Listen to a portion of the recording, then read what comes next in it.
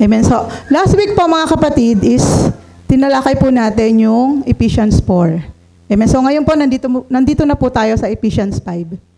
Amen. So, ready na po ba ang lahat? Amen. So, mga kapatid, may tanong po ako sa inyo. Hindi na po ako magtatagal. May tanong po ako sa inyo. Sino po dito yung born again na for 5 years? Taas po ang kamay. 5 years. Praise God. Yung mga 1 taong pa lang po, yung mga bago pa lang. Praise God. Salamat po kay Kuya Alex. So, welcome po sa Born Again Experience po. Yung mga 10 years na po, 10 years, 20 years, taas ang kamay. Praise God, kakaunti. Praise God. So, sa inyo pong lahat, welcome back po kung kayo po ay muling nagbabalik sa ating Panginoon. Amen. So, alam niyo po mga kapatid, hindi po madaling maging born again Christian, right? Amen. Alam niyo po na hindi po ito bedo process, 'di ba? Sabi nga nila, hindi ito bedo process. And kung papansinin niyo mga kapatid, talagang mas marami pa nga po kinaharap na problema tayo dun sa mga tao na hindi nakakakilala sa Lord. Amen. Napapansin niyo po 'yon kasi nga ang pagiging isang born again is hindi madali. Amen po. So, hindi ko na po i-separate ang aking sarili. Amen. I've been a Christian for 20 years, almost 20 years po. And alam niyo po mga kapatid na hindi ko na po mabilang kung ilang beses ako nadapa, ilang beses ako nahulog or natalisod. Lahat na yata ng posisyon para ko mawala sa Panginoon is nagawa ko na. Amen? So, pero God is good mga kapatid. Amen? By the grace of God, binabalik po ako ng ating Panginoon. Amen? So, alam ko po na tayo po kung minsan nadadapa, alam ko na ang Lord po lagi tayong sasaluhin. Amen? Kung sakali po tayong mahulog. Amen? So sabi nga, ang buhay ng Kristiyano ay masayang tunay. Masaya po ba ang pagiging Kristiyano? Amen? So kahit may mga problema, di ba? Kahit may mga pagsubok, masaya tayo mga kapatid. May may peace of mind kasi alam natin na meron tayong Diyos na malalapitan. Amen po ba?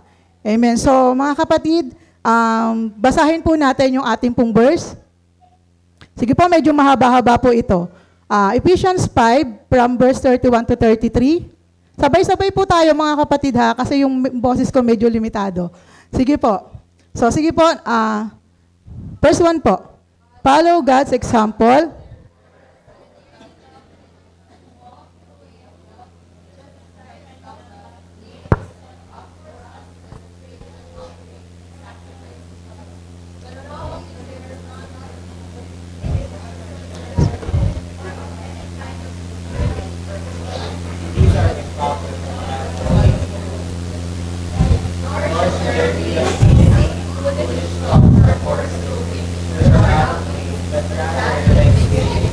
For no immoral, impure, or greedy person, such as a person is idolater, has any inheritance in the kingdom of God and of God.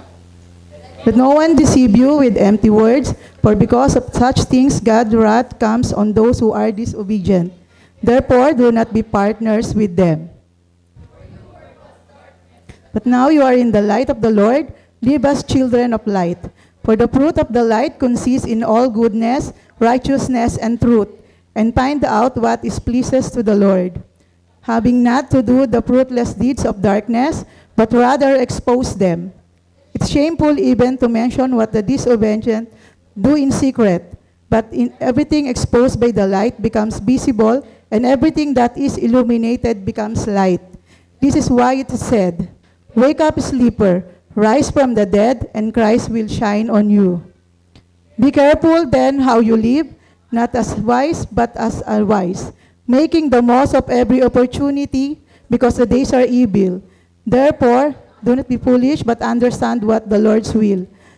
Do not drink on wine, which leads to debauchery. Instead, be filled with the Spirit, speaking to one another with psalms, hymns, and songs from the Spirit. Sing and make music from your heart to the Lord, always giving thanks to God the Father for everything, in the name of Lord Jesus Christ. 21.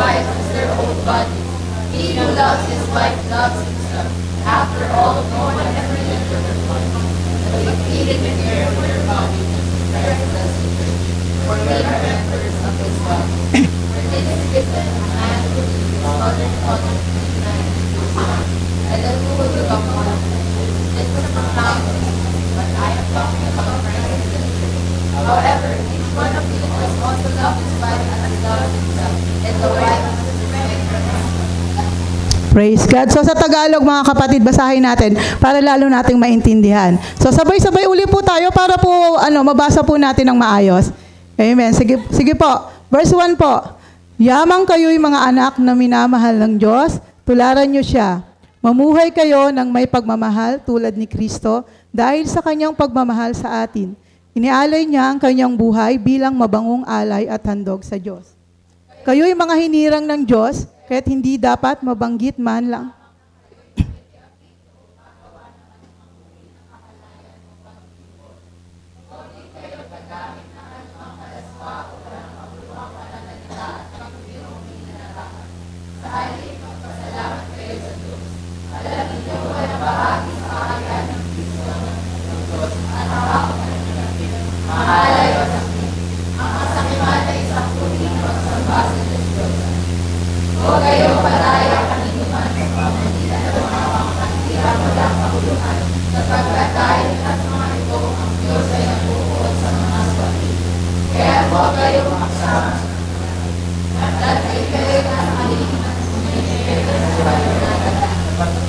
Hindi po, kaya yan.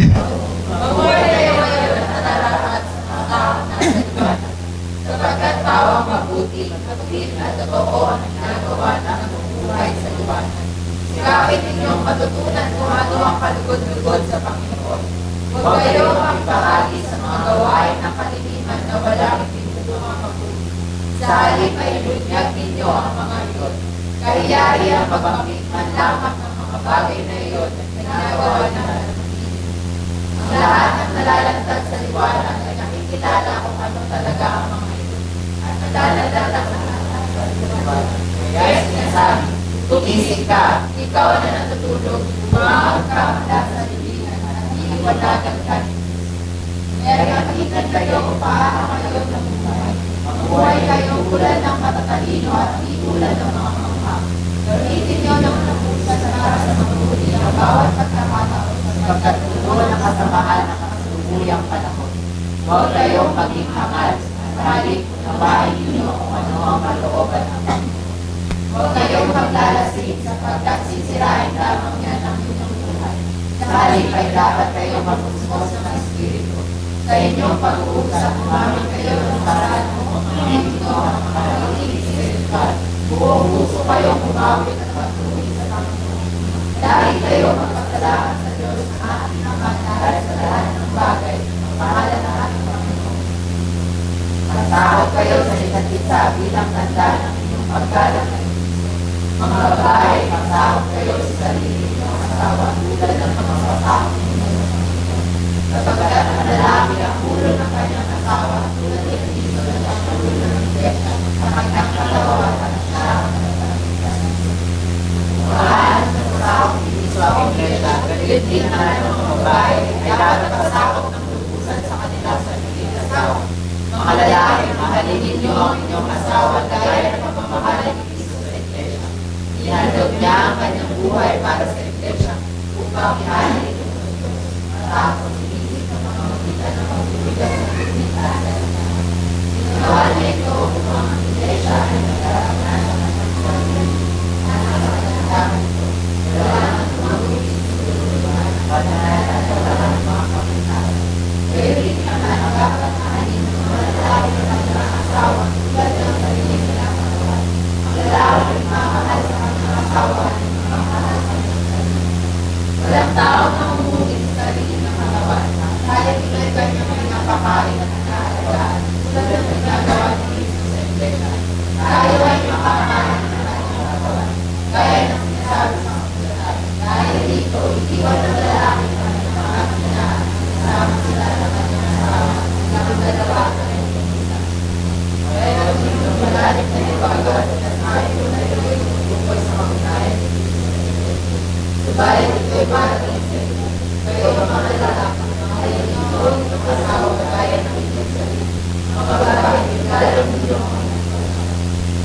Praise God.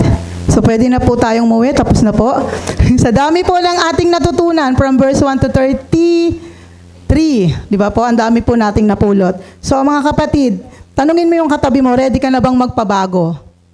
Amen. So bato-bato sa langit, ang tamaan, ano po? Kinakausap ka ng Diyos. Amen. So praise God. So sabi po dito, number 1 po, follow God's example. Therefore, as dearly loved children, and walk in the way of love just as Christ loved us, and gave Himself up for us as a fragrant offering and sacrifice to God. So mga kapatid, last week po, sa Ephesians 4 verse 1, dahil po sa pinatawad tayo ng Diyos sa ating mga kasalanan, amen, ginawa tayong anak niya at nakikiusap si Apostol Pablo sa atin na mabuhay naman po tayo, amen, na gaya po ng pamumuhay ni Kristo. Amen. So, sabi po rito, maging kawangis tayo ng Diyos pagdating po sa pagmamahal sa ating kapwa. Amen. So, mga kapatid, alam nyo, ang sarap lang pong isipin na ang pagmamahal ng Diyos sa atin ay hindi bilang alipin. Diba? Hindi bilang tagapagsilbi. Amen. Hindi po ganun yung level ng pagmamahal ng Diyos sa atin. Amen. Inangat niya tayo mula sa pagiging kaaway, amen, hanggang sa pagiging anak niya. Diba? Iyon po yung sinabi nung last Sunday. And yung level po ng Panginoon sa atin, mga kapatid, kung mapapansin nyo, hindi po ito mapapantayan ng kahit anong love. Amen? Kahit anong love. Kahit sa asawa natin, di ba? Sa pamilya natin, mga anak natin, o yung mga taong nasa paligid natin. Amen? Kasi po, ang level po ng pagmamahal ng Lord sa atin is ano? Pang forever. Amen? So sabihin mo sa katabi mo, may forever ka na. Amen? Kung naghahanap tayo ng forever, forever love kay Jesus Christ yun. Amen? So, number 2 po, sabi dito, walk in the way of love. Amen. It is done by explaining how God loved us. We won't find any other definition of love, but only the way how God loved us.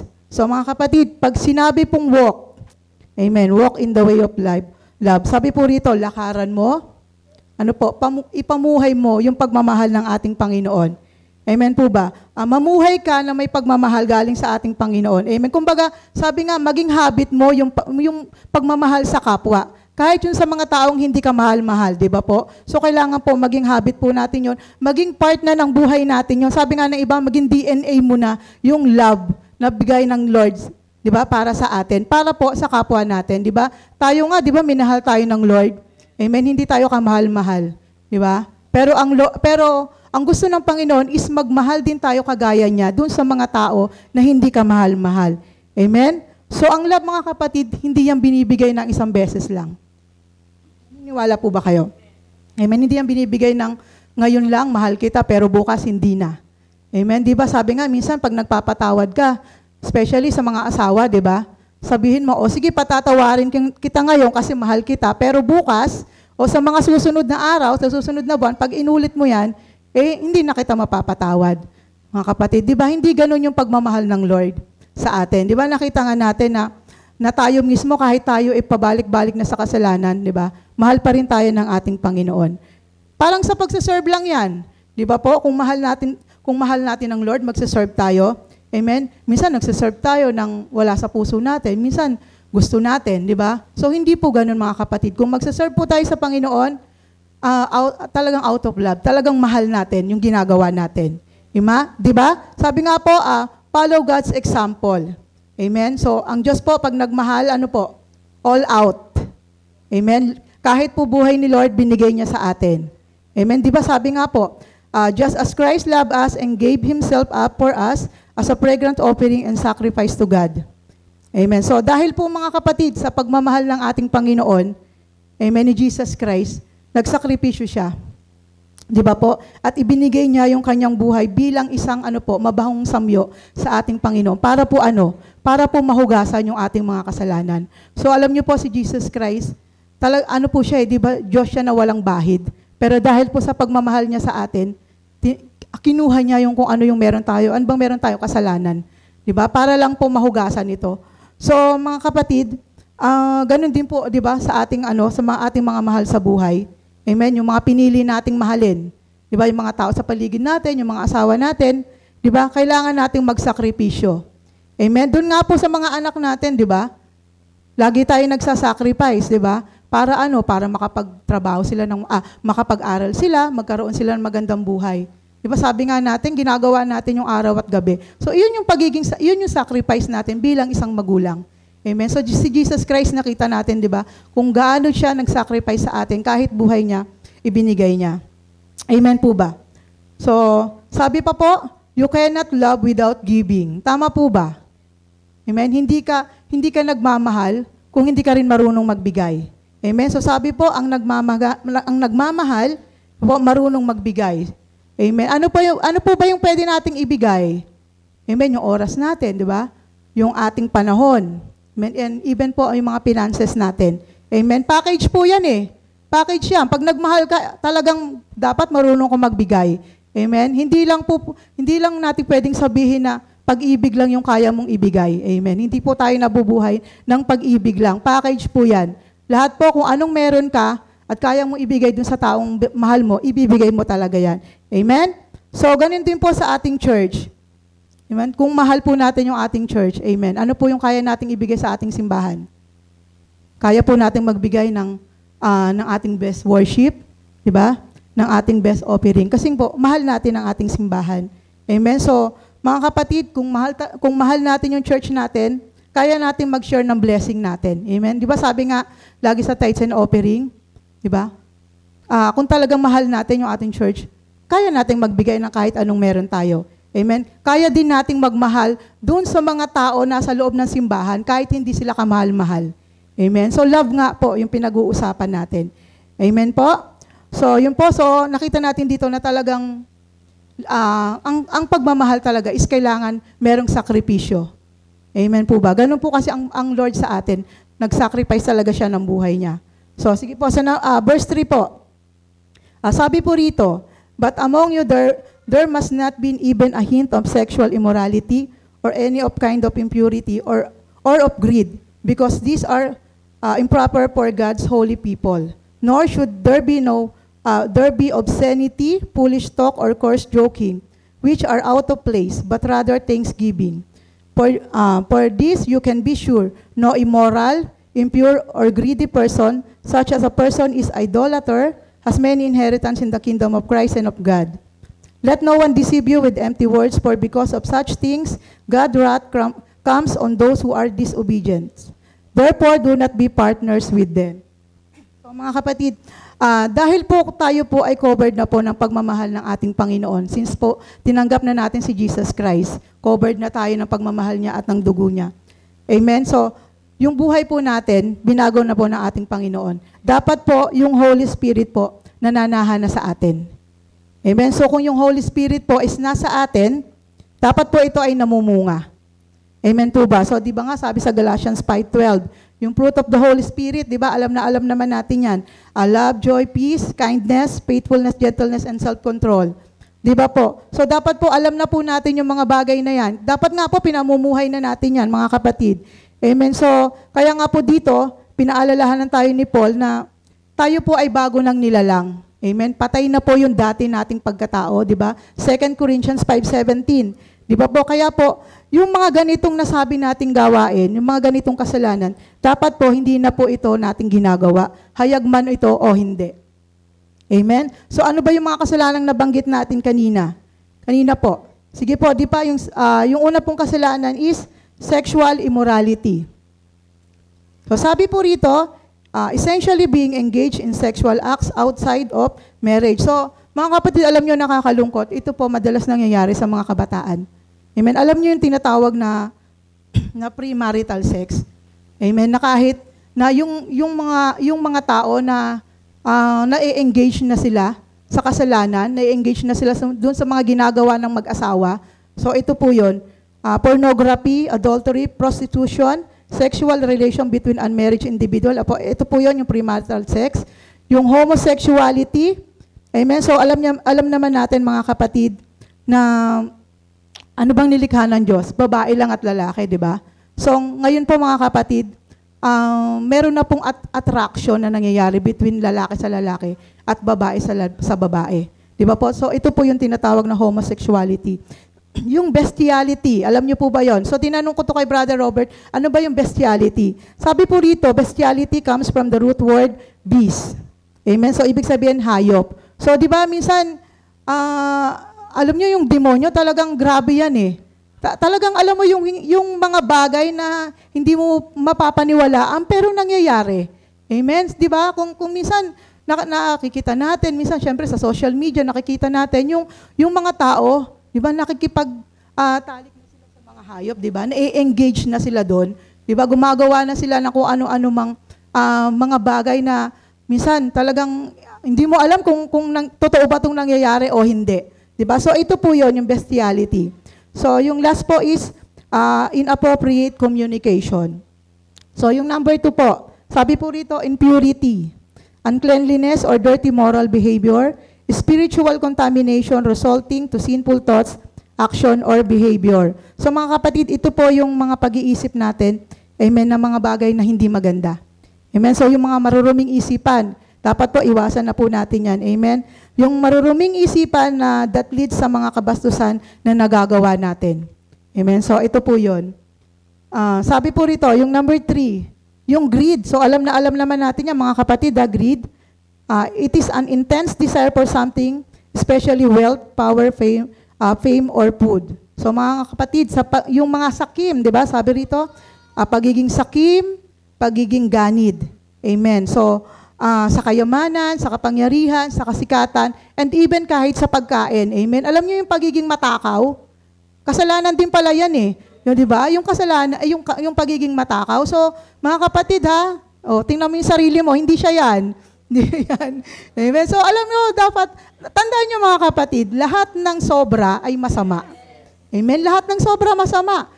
Kung sobra ka sa asukal, anong meron ka ngayon? Di ba? O, diabetes.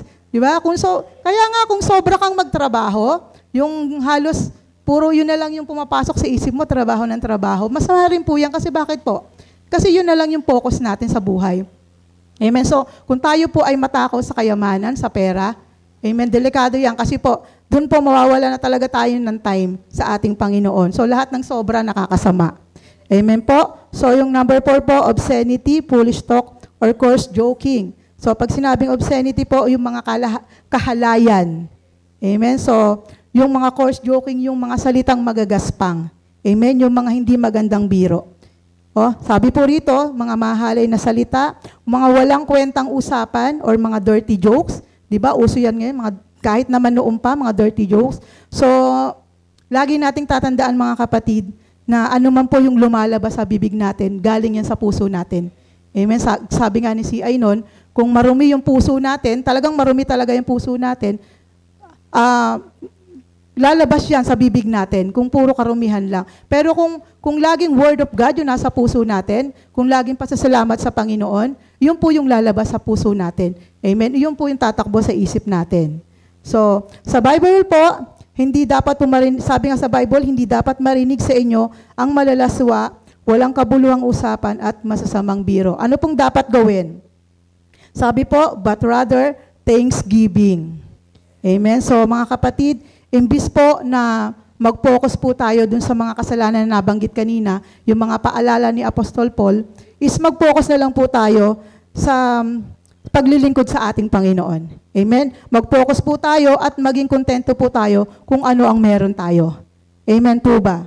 So, for this, you can be sure no immoral, impure, or greedy person, such as person is an idolater, has many inheritance in the kingdom of Christ and of God. So, dito mga kapatid, kung babasahin niyo po, amen, kung tayo po, sabi po dito ni Apostol Paul, na kung tayo po ay nag-e-enjoy sa kasalanan, amen, kung patuloy tayong nag-e-enjoy sa kasalanan, patuloy tayong lumalangoy sa kasalanan, at patuloy tayo na sumasamba dun sa mga Diyos-Diyosa natin na nandito sa lupa, di ba po?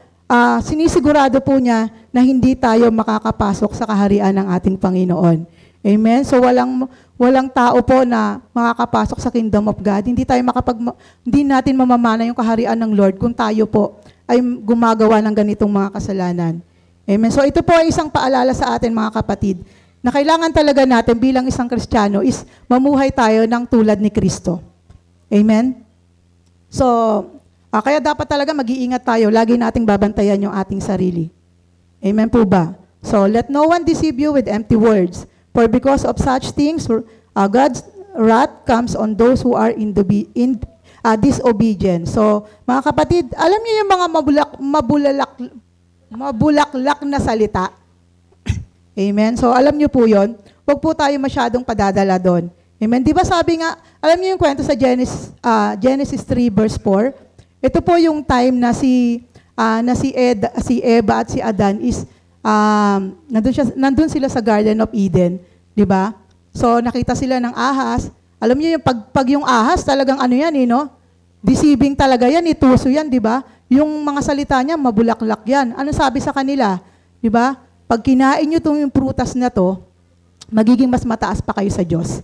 'Di ba? Yun po yung sabi. So, alam niyo mga kapatid, ang tao po madaling maloko yan eh. Amen? Bakit po? Bakit po tayo madaling maloko? Amen? Dahil po sa pansarili nating kagustuhan, sa pansarili nating desire. Amen? Kaya nga tayo, ang tao nahiwalay sa Diyos eh. Kasi may sariling desire tayo. May sarili tayong kagustuhan. Mas pinipili natin yung kagustuhan natin kaysa yung kagustuhan ng ating Panginoon. Amen? Kaya nga doon pumapasok yung kasalanan. Di ba po? So, ngayon, di ba? Nung last week, hindi namin alam kung bakit napunta yung kwentuhan namin sa mga scam. Di ba? Yung natuwa lang ako sa mga budol-budol. Di ba? Siguro po may plano ang Lord. Amen? So, kaya wag po tayong maniniwala. Di ba? Yung mga words nilang, ano yung words nila? Power! Ano ba yung power na yun? Di ba? So, alam nyo kasi kaya tayo madaling ma-scam, especially yung mga easy money. Alam niyo yung mga easy money, nabanggit ko na ito nung nakaraan. Amen? Na magbigay ka lang ng ganitong halaga, tapos kikita ka na, kahit nasa bahay ka lang, nakahilata ka, nakadekwatro ka, kikita ka na. Mga kapatid, bilang isang negosyante po, wala pong ganun. Amen? Kasi po, nakalagay din sa Bible, ang pera pinaghihirapan.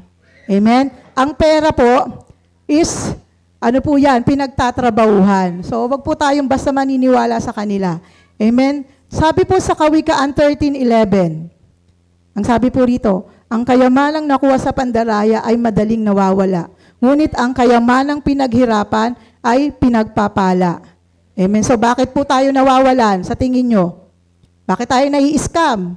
Amen. Kasi po dinadaya natin yung buhay. Sino-shortcut natin yung buhay. Amen. Gusto kasi natin, nakahilata lang tayo. Ano pong umiiral sa atin? Katamaran. So maging aral na po sa atin yan ha. So, wag din po tayo masyadong magiging mabait. Sobrang bait sa kapwa. Kaya di ba nakalagay nga dito, kailangan natin talaga yung wisdom ng ating Panginoon. Amen. So, ako po, madalas po akong nagiging ganyan. Amen. So, lagi po tayo humingi ng wisdom sa ating Panginoon. Amen po. Sabi nga po dito, di ba, sa verse 15, be careful how we live, be wise and not unwise. So, maging talagang matalino talaga tayo sa buhay natin ngayon. Sa verse 7, therefore, do not be partners with them. So, mga kapatid, naniniwala ba kayo na kung sino yung lagi nating kasama? Sino po ba yung lagi nating kasama? Mga kaibigan natin. Sa ayaw at sa gusto natin, mga kapatid, magiging kamukha mo yan. Amen? Magiging ganun ka rin. Amen po? Sa paanong paraan? Amen? Kung yung kaibigan mo is palamura ka na rin. Amen. Kung hindi sila maganda mag-isip, ganun ka na rin. Kasi yun yung sinasamahan natin. Kaya di ba sabi nga, do not be partners with them. Di ba po? Sa Romans 12:2, parang hindi ko na ilagay. Romans 12:2. Amen. Di ba sabi nga doon, do not conform to the pattern of this world. Di ba? Sabi po, but be transformed by the renewing of your mind. Then you will be able to test and approve what God's will is. His good, pleasing, and perfect will. So, mga kapatid, amen? So, bantayan na po natin yung sarili natin, mga kapatid. Wag na po tayong sumabay sa mundo. Amen? Wag na po nating sabayan yung mundo, mga kapatid. Yung uso sa mundo, yung uso sa TikTok, hindi po uso yan sa Kristiyano. Amen? Yung makikita mo na nagti-TikTok sila, ganitong gagawin, hindi pwede sa atin yan kasi binago na nga tayo ng Panginoon. Amen? Hindi porke uso sa kanila, maganda sa paningin, hindi pwede. Di ba? So sabihin mo sa katabi mo, hindi pwede yun. Amen? Piliin po natin kung ano yung pwede natin gawin. Amen? Huwag tayong makiuso. Amen? Kasi nga po, hindi bagay sa'yo. Amen? Kasi nga, binago na tayo ng Diyos. Amen? Hindi porke bagay sa Kanya, bagay sa atin. Tandaan natin, mga kapatid, i-separate na po natin yung sarili natin sa mundo. Amen? Kung talagang tinanggap natin si Jesus Christ sa ating buhay, iiba na po tayo. Amen? Hindi na po tayo dapat nakikisama dun sa mga gawa ng kaaway. Amen po ba? Amen. So, buhay pa po ba tayo? Praise God. Gising pa. Amen. So, sa verse 8, sabi po rito, "For you were once darkness, but now you are light in the Lord. Live as children of light." Amen. So, sabi po rito, hindi lang pala tayo noon nabubuhay sa kadiliman. Amen. Kundi, tayo pala mismo yung kadiliman. Amen. So, tayo pala mismo yung kaaway ng Diyos. Amen. Hindi lang tayo nabubuhay, kundi tayo mismo yung kaaway ng Diyos. Amen. Pero dahil po sa grasya at habag ng Diyos sa atin, amen, so ngayon po malaya na po tayo na nakakalakad sa liwanag. So, yun nga, kanina sinabi natin na hinango tayo ng Diyos doon sa kadiliman papuntang liwanag. Amen. Kaya nga, gamitin mo yung liwanag na ibinigay sa iyo ng Diyos, mga kapatid.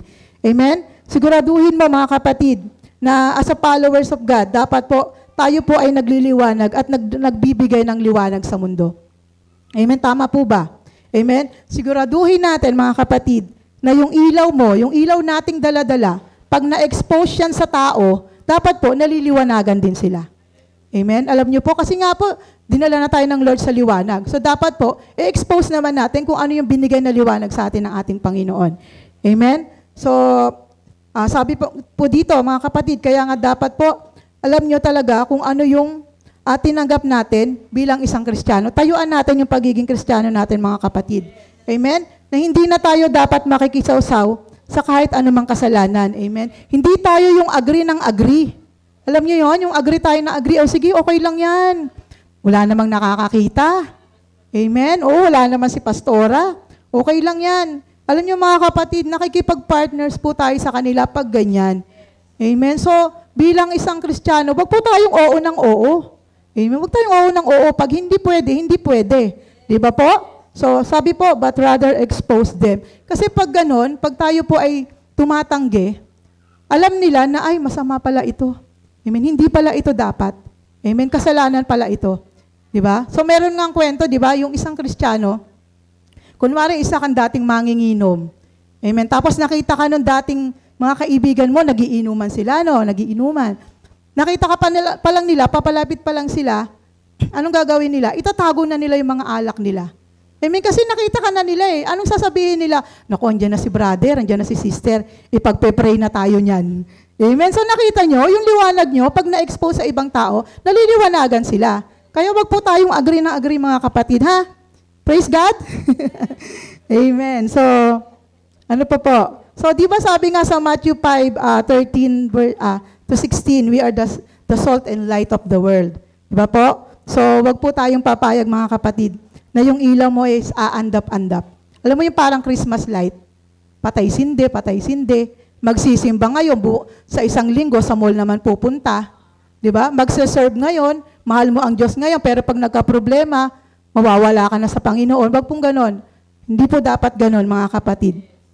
Amen? Diba sabi nga po, sa Revelation, di ba? Di bali nang mainit ka kung mainit ka. Malamig ka kung malamig ka. Kasi kung maligamgam ka, ano mangyayari? O susuka kita. So ayaw ng Diyos, mga kapatid, ng aandap-andap na faith. Amen? Ayaw ng Diyos ng lobat na faith. Tanungin mo yung sarili mo, lobat ba yung faith mo? Amen? Di ba nga yung cellphone? Di ba? Yung bunso ko nga eh, pagka nakita niyang 5% na, nagkukumahog na yan. Mommy, charger. Mommy, charger. Sana ganun tayo, mga Kristiyano, mga kapatid. Amen? Huwag po tayong magpalobat. Di ba po ang cellphone, pag lobat, walang gamit? Walang silbi? Lobat eh. Iniiwanan mo na lang. Ganon din po tayo sa ating spiritual life, mga kapatid. Kung lobat po tayo, ano pong gamit natin sa mundo? Wala. Wala tayong silbi sa mundo. Amen? Kung lobat po tayo, yung spiritual natin lobat, amen, tamad na po tayo mag-pray. Totoo yan, di ba? Kasi lobat ka naman eh. Tamad ka na mag-pray, tamad ka na magsimba. Diba? Tamad ka na mag-serve. O ano pang silbi natin sa kingdom of God? Amen? So, wala pong mangyayari, mga kapatid, kung tayo po ay lobat at hindi po yung liwanag natin na galing sa Lord is hindi natin ginagamit sa magandang paraan. Amen? Kasi ang Lord, nakita nyo, mga kapatid, kaya nga hinango tayo ng Lord sa kadiliman eh, papunta sa liwanag eh.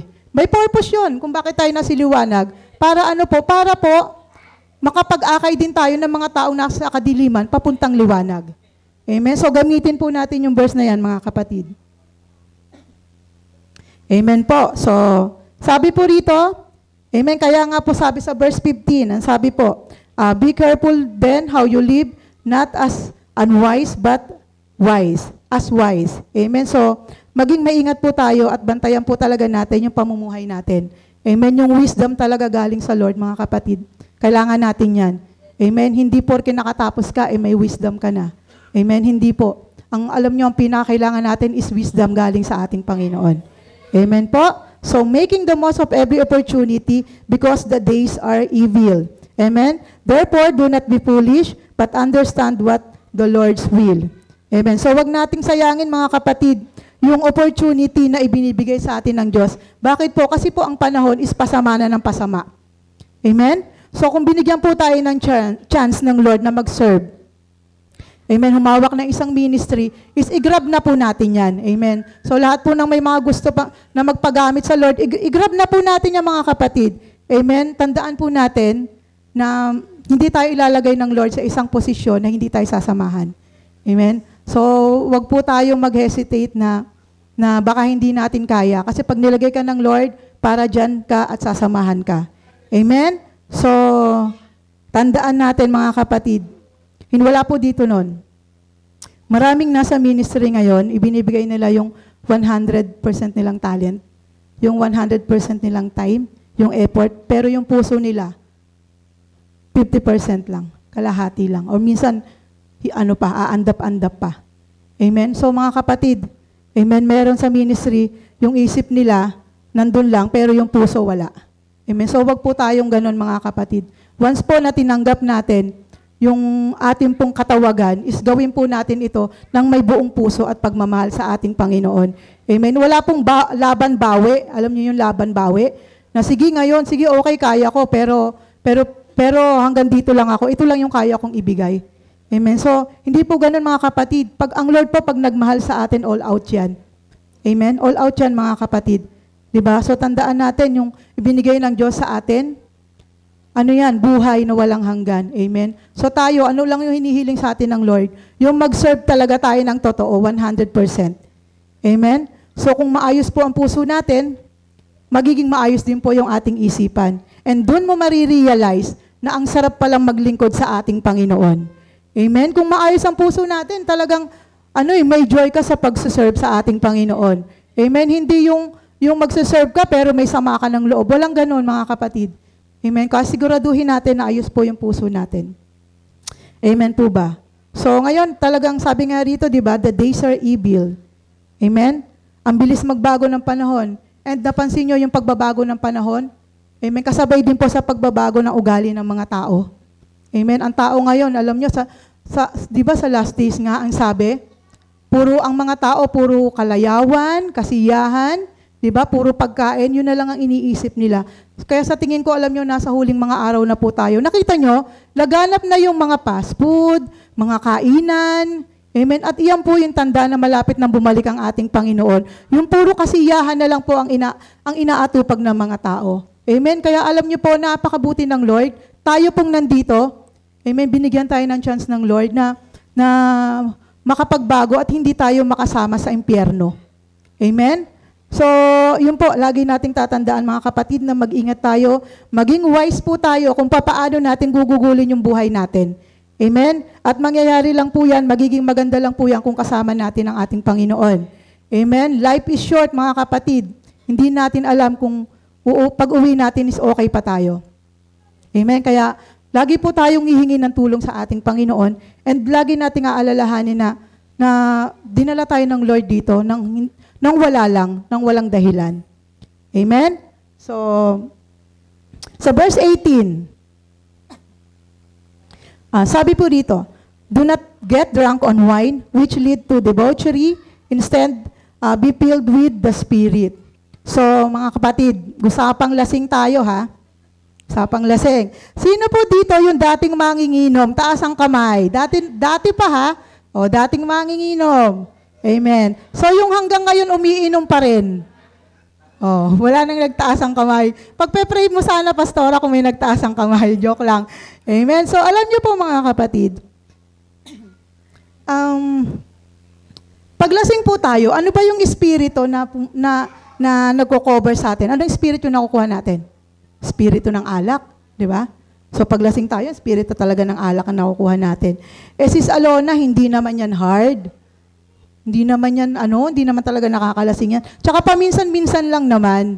Amen? So alam niyo po ba, isa sa pandaraya, yung salita ng demonyo, dinadaya tayo sa word na paminsan-minsan lang. Amen? Paminsan-minsan lang tumagay, ba? Paminsan-minsan magsinungaling, paminsan-minsan mangupit, o yung mga kabataan dyan, di ba? Hindi uso sa atin yung paminsan-minsan lang. Amen?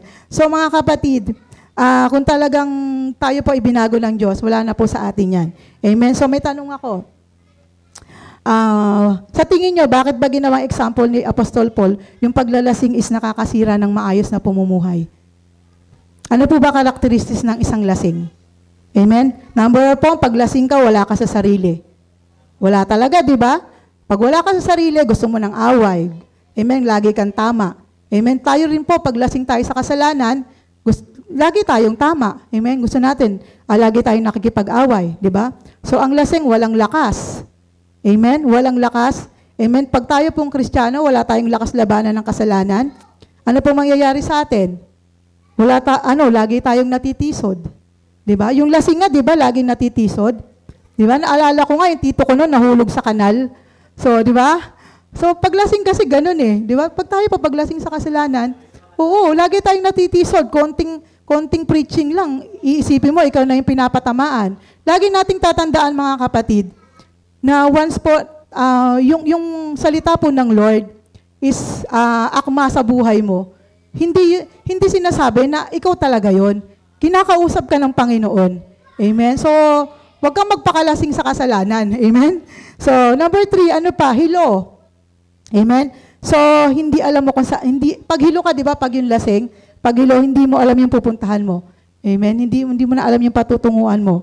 Amen? So, ganun po tayo. Pag tayo po ay hilo sa kasalanan, hindi mo alam kung gusto mo bang mahalin ng Lord, gusto mo bang mag-serve, di ba? Kasi hilo tayo sa kasalanan. Amen? Kung makikita nyo po, may post sa Facebook.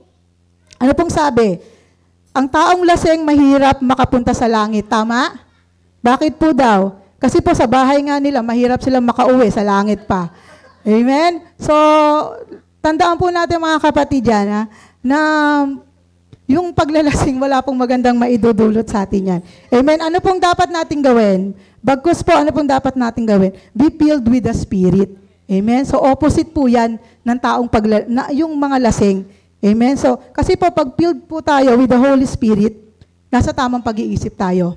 Amen? So, kung tayo po ay nasa tamang pag-iisip at yung Espiritu ng Diyos ay nasa atin, amen? Masaya po tayong nagsaserve sa Lord. Diba? Yun ang gusto natin gawin. Masaya tayong nakikipag-fellowship. Masaya tayong mag-share ng Word of God. Amen? And masaya din po tayo na kumakanta ng praise and worship song. Amen? So, ganyan po yung nagagawa pag tayo po ay puspos ng Holy Spirit ng ating Panginoon. Amen? So, sa verse 19 to 20, sabi po rito, speaking to one another with psalms, hymns, and songs from the Spirit, sing and make music from your heart to the Lord, always giving thanks to God the Father for everything, in the name of our Lord Jesus Christ. So, mga kapatid, alala nyo si David? Di ba po si David? Every time po na nagpapatugtog siya ng alpa, di ba? Yung bad spirit, di ba? Pinapalabas niya yung bad spirit doon kay Saul. Di ba si Saul, pinapadalan siya ng bad spirit ng Lord. So, every time po na tumutugtog siya ng alpa, pinapatawag siya ni Haring Saul, gumagaan po yung pakiramdam niya. So, yun po. Kaya mga kapatid, dun sa first part, talagang sabi po sa verse 15, amen, be careful how we live, and talagang bantayan po natin yung ating mga sarili. Amen po. So, dapat po yung love ng Lord po, nasa atin din lagi. Amen. So, second part po, dito po sa instructions for Christian household. Ano po sabi sa verse 21? Submit to one another out of reverence for Christ. Amen. Pag sinabi pong reverence, ito po ay paggalang or pagrespeto. Amen. So, pagpapasako po ng bawat isa dahil sa paggalang sa ating Diyos. Amen. So, alam nyo mga kapatid, sa panahon po ngayon, mga kapatid, ang hirap magpasakop. Amen? Ang hirap magpasakop, especially kung ikaw yung mataas ang pinag-aralan, mataas ang sweldo, di ba? Mas marunong ka, ang hirap magpasakop, mga kapatid. Pero, ang utos ng Panginoon is submit one another out of reverence for Christ. Amen? Alam ko po na ang lahat ay merong role na ginagampanan. Amen? So, yung role na yon, gampanan mo bilang katawagan natin sa ating Panginoon. Amen po. Sa verse 22, sabi po rito, wives, submit yourself to your own husband as you do to the Lord. For the husband is the head of the wife, as Christ is the head of the church. His body, of which He is the Savior. Verse 24, now as the church submit to Christ, so as also wives should submit to their husband in everything. So, ito po ay pagpapasako po ng asawang babae sa asawang lalaki. Amen po. Naniniwala ba kayo mga kapatid na marami ng strong na babae ngayon? Amen? Marami na talagang strong na babae. Pumapayag po ba kayo mga lalaki na mas strong kami sa inyo? Hindi. O ba't yung iba humingiti lang?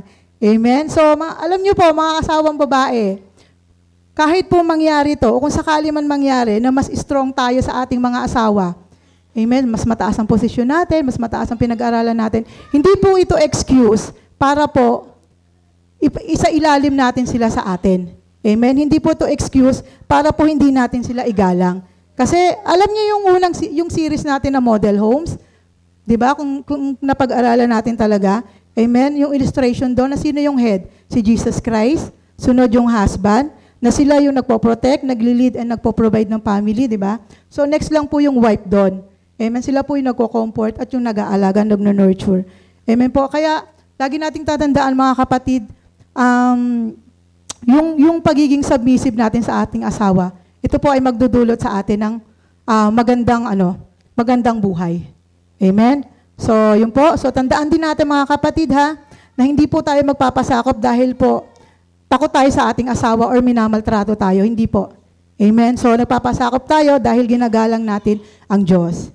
Amen. So, verse 25 po.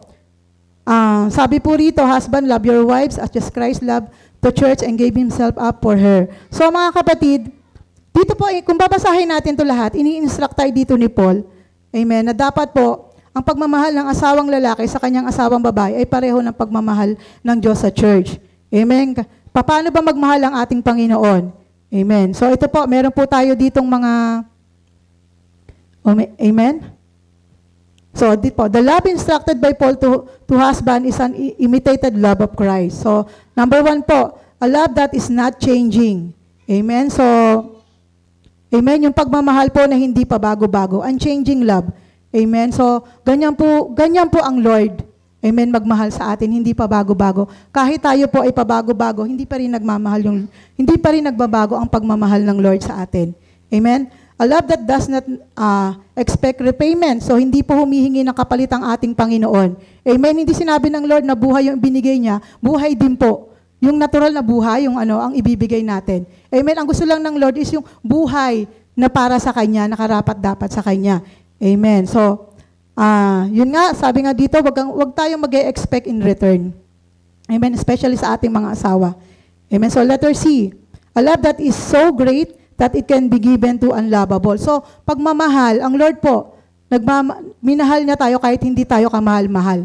Ganun po yung ating Panginoon. So, dapat po, ganun din po tayo sa tao. Amen? So, a love that loves even if it is rejected. So, yung pagmamahal ng Diyos, amen, minsan kahit ayaw natin, kahit nire-reject natin ng Lord, is mahal pa rin tayo ng ating Panginoon. Ganun klase po magmahal ang ating Panginoon.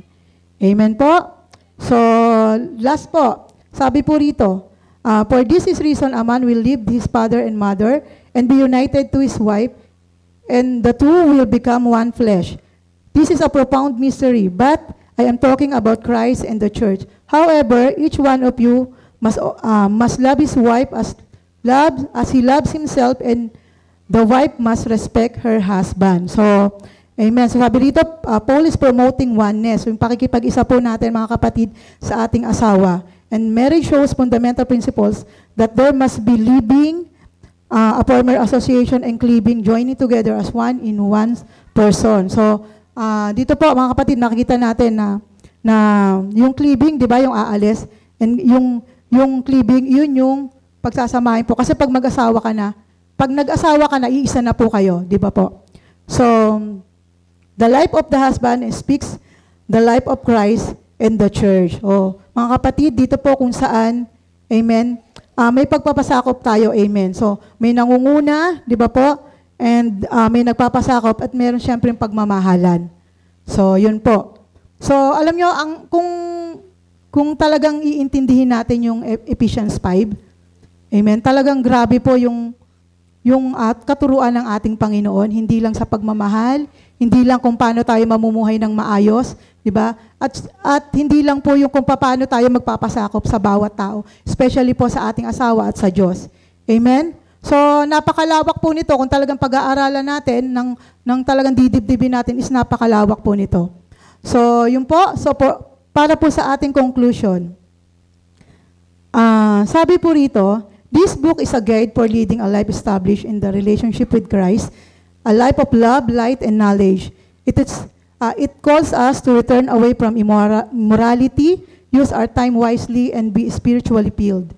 We are given a lovely example of selfless love and respect in the profound teaching on marriage, which reflects Christ's love for us. So, mga kapatid, alam niyo po, as we come to know the Lord po, amen, dapat po talaga yung relasyon natin nag-grow. Amen? Dapat po talaga nagbabago ang buhay natin. And ito pong book of Ephesians, tinuruan tayo kung paano natin tatalikuran yung mga kasalanan natin. Amen? Kung paano natin gagamitin yung buhay natin ng wise, ng tama. Amen? At kung paano tayo laging mapuspos ng Espiritu Santo. Amen? And dapat po mga kapatid, i-acknowledge natin na yung walang hanggang pagmamahal sa atin ng Diyos. Amen? Na kahit sarili niya is ibinigay niya sa atin. Amen? So, napakaganda po ng Ephesians 5, mga kapatid. And kung ano po, balikan po natin uli ito para po talagang ma-experience natin yung pagmamahal na sa atin ng ating Panginoon. Amen po. So, meron po ditong reflections question. Amen? Sige po. Sabi po rito, tayo na lang po siguro yung makakasagot dito sa ating mga sarili. Amen? So, sabi po rito, do I still have any unconfessed sin that are kept hidden in me? So, mga kapatid, meron pa po ba tayo mga natatagong kasalanan na hindi mo pa na-confess sa ibang tao? Amen? So, number 2, how eager am I to turn away from those sins and embrace my identity in Christ to live in holiness? So, handa na ba ako mga kapatid? Handa ka na ba na talikuran yung mga kasalanan mo at mamuhay ng may kabanalan? Amen? At yakapin mo yung pagiging talagang anak ng Diyos. So, number 3 po, do I have enough understanding of Christ's love for me? So, mga kapatid, meron ka na bang sapat na kaalaman o naiintindihan mo ba, mga kapatid, kung gaano tayo kamahal ng ating Panginoon? So, tayo lang po, Panginoon, tayo lang po ang nakakaalam niyan, mga kapatid.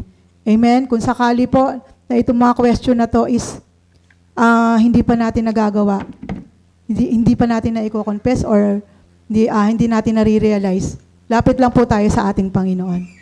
Amen? So, salamat po sa ating Lord. So, let's pray po bago po tayo magtapos. Panginoon, maraming salamat, Lord Jesus, sa iyong salita, Panginoon. Maraming salamat, Lord Jesus, sa pagkakataon, Panginoon, na kami, Lord, ay tinama mo uli, Panginoong Yesus. Binigyan mo kami ng chance, Lord Jesus, na anuman, Lord, yung aming mga kasalanan, Lord, na ginagawa, Panginoon, sa ngayon ay amin na pong dapat itong talikuran, Panginoon. Maraming salamat, Lord Jesus, dahil tunay, Lord, yung pagmamahal mo sa amin, Panginoon, ay walang katumbas. Amen? Walang kahit anong pagmamahal, Panginoon, ang pwedeng pumantay sa pagmamahal mo sa amin. Kaya, Lord, maraming salamat po, Panginoon. I pray na lahat po ng aming natutunan ngayong araw na ito, Panginoon. Ito, Lord, yung amin maisa pumuhay, Panginoon, Lord Jesus. At gamitin namin ito, Panginoon. Turuan mo kami, Lord, na maging liwanag, Panginoon, sa mundong ito, Panginoon. Lord, tunay na napakabuti mo, Panginoon. Maraming salamat sa patuloy, Panginoon, na paalala sa amin, Panginoon, na Lord, tulungan mo kami, Lord, na lalo ka naming mahalin, Panginoon. Panginoon. Hallelujah, Jesus. Salamat, Lord. Ang lahat ng kapurihan, Lord, at pasasalamat ay tanging sa iyo lang. In Jesus' mighty name we pray. Amen.